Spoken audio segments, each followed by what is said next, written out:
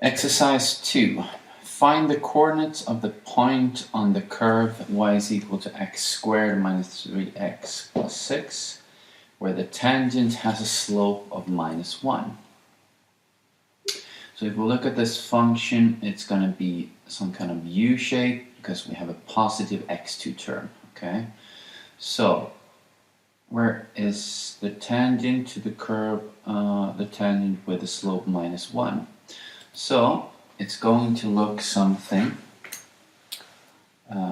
like this, and then we know that the slope minus 1 is like this: one step down, one step to the right, one step down, one step to the right, etc. So this is the slope minus 1. On this curve, we're going to find it probably somewhere here to the left, kind of the center of the curve. So maybe somewhere around here, and we're going to find the tangent that has the slope minus 1. So for which value of x does this curve? If we go down and meet the x-axis, for what value of x? Okay. So let's write down the function f of x, or actually it was y, is equal to, we have a positive x2 term, minus 3x plus 6.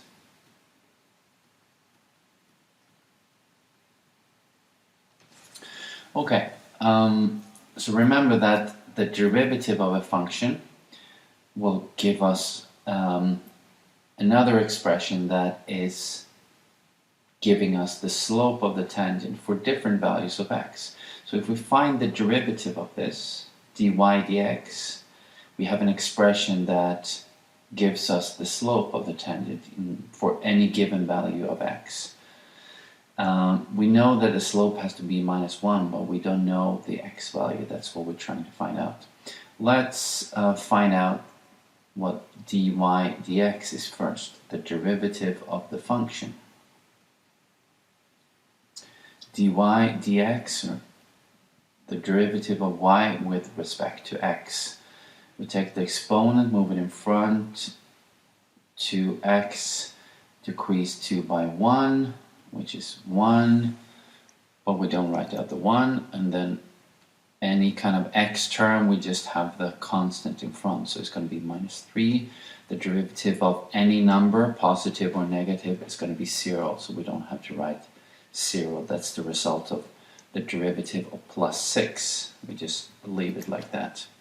This is the derivative function. So for x, well, we don't know what x is, so the slope is this. This is the slope.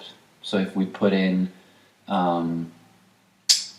0 where we have x, we substitute 0 for x, we get the slope, which is 2 times 0 minus 3, so minus 3.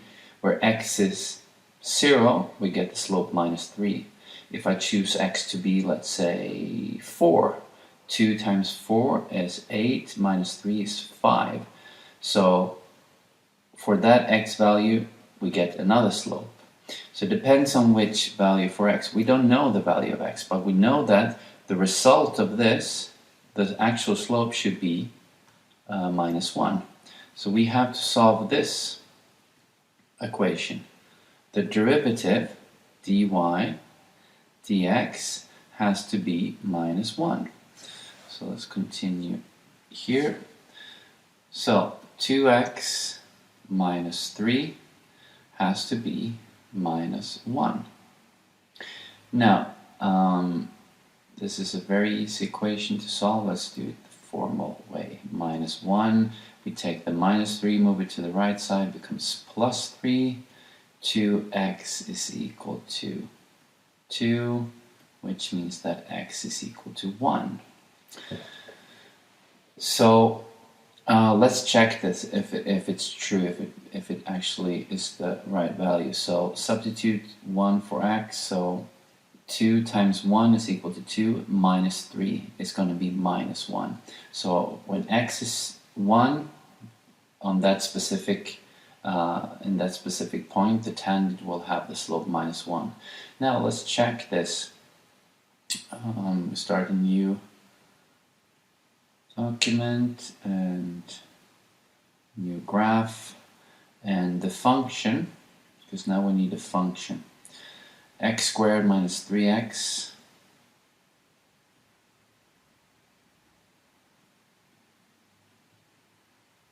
plus 6. It looks like that. We can zoom out a little bit so we don't see so much of the function, so I'm going to zoom out around here. It's fine. Escape to go out of the zoom mode. Now we found the x value 1, so let's plot a point on the graph somewhere here. I'm just going to click somewhere. It was not exactly what I wanted. I click escape to go out of this plotting the point mode. Now I just click above the x coordinate, click again, and then delete, and I put 1, and that's going to move the point a little bit to the right, and there we go, that's the point. Now I'm going to move this out of the way, and now I would like to have the tangent. So analyze graph, geometry, points and lines, tangent, going through this point, and here we see, I'm going to escape, now I can move this equation. Y is equal to minus x plus 5, so minus 1x, minus 1 is the slope, and that's what we wanted. Let's see, maybe there's actually another way to do it. If you open up a calculator page, we can define a function. Actually, it's already defined because it's in the graph here.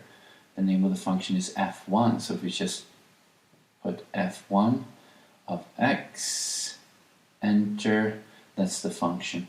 So let's find derivative first and see if we get the same value. The derivative of the function that is named f1 of x. That was the derivative function, and as you might have seen, we also have derivative at the point. So the derivative